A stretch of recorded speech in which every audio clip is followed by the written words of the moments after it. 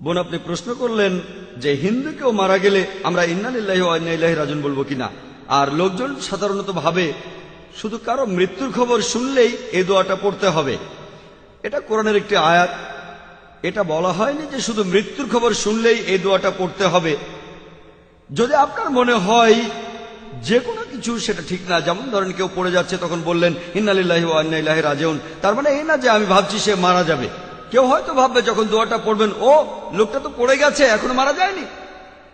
অনেক মুসলিমই মনে করেন দোয়াটা শুধু তখনই পড়বেন যখন কেউ মারা যায়। এটা একটা ভুল ধারণা।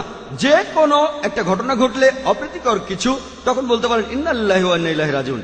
এবারে প্রশ্নের উত্তর দেই, কোন অমুসলিম মারা গেলে আমরা এই দোয়াটা পড়তে পারবো কিনা। এই আয়াতটার অর্থ কি?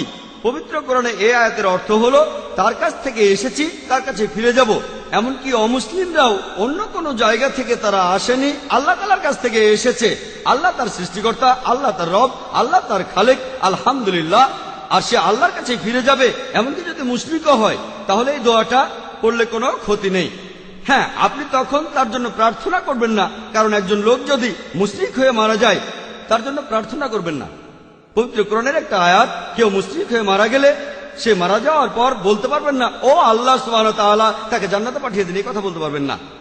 পবিত্র কোরআনে সূরা নিসার 48 নম্বর আয়াত এবং 116 নম্বর আয়াতে উল্লেখ করা হয়েছে, যদি কেউ মুশরিক অবস্থায় মারা যায়, কেউ যদি মুশরিক হয় আল্লাহ কখনোই শিরক করাকে ক্ষমা করবেন না। যদি মৃত্যুর আগে সেই মুশরিক অনুতপ্ত হয় আল্লাহ তাকে ক্ষমা করবেন। তবে কেউ যদি মুশরিক অবস্থায় মারা যায় কখনোই সে জান্নাতে যেতে পারবে না, তাই জান্নাতের জন্য দোয়া করতে পারবেন না।